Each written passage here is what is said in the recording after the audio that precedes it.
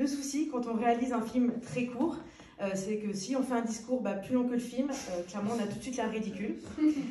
J'ai donc exercé mon droit de fuite, j'ai squeezé l'exercice et j'ai demandé à quelqu'un d'autre que moi de le lire à ma place, l'éternelle lâcheté masculine. C'est lui qui l'écrit.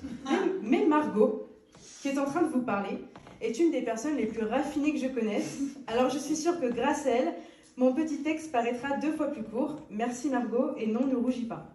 Trop tard. Si c'est écrit, on est sûr. C'est sûr, c'est écrit.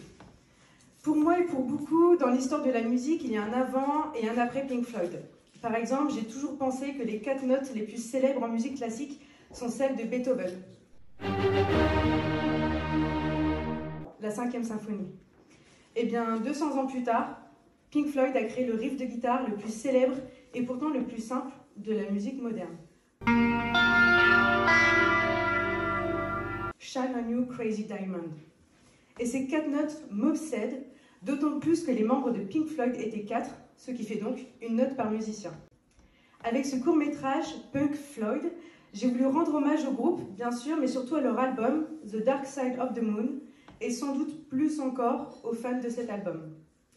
Aujourd'hui, à l'heure où, par le biais d'algorithmes diaboliques, certaines places de concert peuvent coûter la moitié d'un SMIC, et faire de la musique un produit de luxe, j'ai eu envie de montrer comment l'amour pour des artistes pouvait au contraire créer du lien social et abolir nos différences.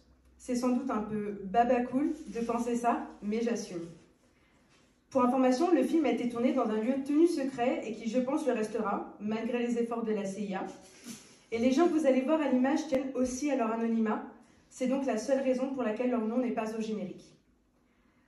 Pour moi, une pochette de disque, c'est la porte d'entrée vers un autre monde. Beaucoup de superbes disques ont des pochettes pourries, et beaucoup d'albums merdiques ont des pochettes géniales. Mais je crois que quand on a la pochette et la musique, alors le mélange est totalement aphrodisiaque. Et à Noël 2024, une enquête a montré que dans le top 3 des cadeaux les plus offerts, il y avait les disques 33 tours. Peut-être que vous en avez eu. C'est plutôt incroyable quand on pense qu'il y a 20 ans, nos ancêtres s'en débarrassaient. Mais le plus intéressant en fait dans cette enquête, c'est que la plupart des gens qui faisaient ce cadeau ou qui le recevaient n'avaient pas forcément envie d'écouter le vinyle. En fait, c'était surtout pour l'accrocher au mur, un peu comme un Van Gogh ou un Rembrandt. Et bien voilà pourquoi j'ai réalisé Punk Floyd, pour montrer que l'image et le son sont 2 frères siamois et que c'est très bien comme ça. Merci beaucoup, Pierre Gaffier. Merci à vous.